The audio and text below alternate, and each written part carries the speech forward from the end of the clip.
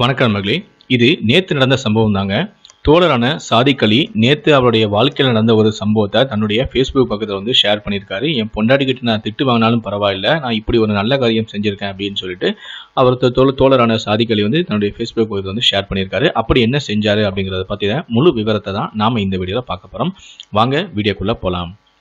நேற்று மகனுடைய பிறந்த நாளை கொண்டாடும் பொருட்டு மனைவியின் விருப்பத்தின் அதாவது நச்சரிப்பின் பேரில் பலூன் வாங்க கடைவீதிக்கு சென்று இருந்தேன். பிறந்த நாள் பிறருக்கு பயன்படும் நாளாகவே இருக்க வேண்டும் என்பதே எனது எண்ணம். முதலாக பிறந்த நாள் கொண்டாடுகின்றோம், பசங்களுடன் பசங்களாக கொண்டாடினால்தான் நல்லா இருக்கும் என்று என் மனைவியின் பிடிவாதம். தேவையான பொருட்களை வாங்கிவிட்டு வண்டியை ஸ்டார்ட் செய்ய எத்தனிக்கும் போதுதான் தோள்பட்டையை யாரோ தொடுவதைப் போல உணர்ந்த திரும்பி பார்த்தேன். நடுக்கத்துடன் ஒரு பெரியவர் கையில் கடலை பருப்பு பாக்கெட் வைத்து கொண்டு வாங்கிக்கங்க சாமி என்று சத்தமில்லாமல் கூறினார். பெரியவரின் தோற்றமே அவருடைய வயோதிகத்தை காட்டியது. முகக்கவசமும் நூல்களாக மாறி நஞ்சு போய் இருந்தது. கொரோனா தொற்று ஆரம்ப காலத்தில் வாங்கியிருப்பார் போல. பொதுவாக நான் தின்பண்டங்களை விரும்புவதில்லை, மகனுக்காக வாங்குவேன்.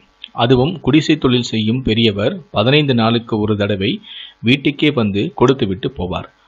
அதனால் பெரியவர் வாங்கச் சொன்ன கடலை பருப்பின் மீது எனக்கு நாட்டமில்லை.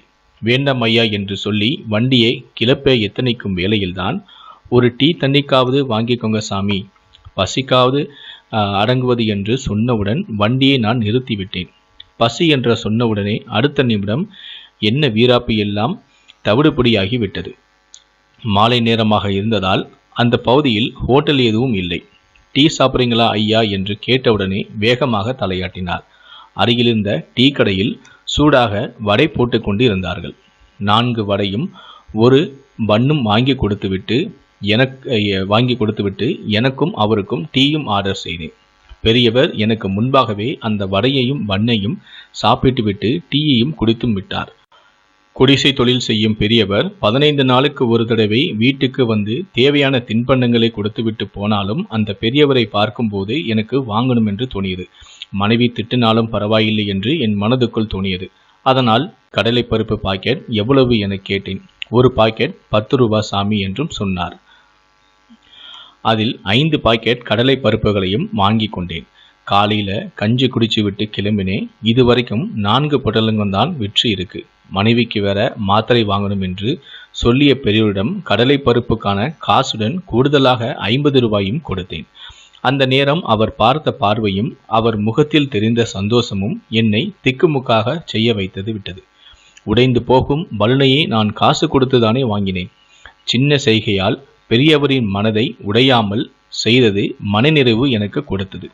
கடைசியில் பிறந்த நாளுக்கு திட்டமிட்ட எனது எண்ணமே நிறைவேறியது. பிறருக்கு உதவிட வாய்ப்பளித்த இறைவனுக்கு நன்றி. இது விளம்பர பதிவு அல்ல, பலருடைய சூழ்நிலையை விவரிக்கும் பதிவு. நண்பர்களே, தெருவோரம் வியாபாரம் செய்யும் முதியோர்களிடம் உங்களுக்கு தேவையில்லை என்றாலும் ஏதாவது ஒரு பொருளை வாங்கி அவர்களுடைய வாழ்வாதாரத்திற்கு உதவி செய்யுங்கள். அது நமக்கு அனாவசியமாக இருந்தாலும் உங்களுடைய வியாபாரம் அவர்களுடைய அத்தியாவசிய தேவையை பூர்த்தி செய்ய உதவும். மனிதத்தை காப்போம்.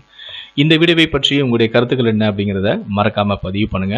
தோழரான சாதிக் அலியுடைய இந்த செயலை பாராட்டணும்னு நினைக்கிறவங்க இந்த வீடியோக்கு ஒரு லைக் கொடுத்துட்டு உங்களுடைய கருத்துக்களையும் மறக்காம பதிவு பண்ணுங்க. முடிந்தால் இந்த வீடியோவை மற்றவர்களுக்கும் ஷேர் பண்ணி அவங்களும் இது போன்ற செய்களை ஈடுபட வைங்க.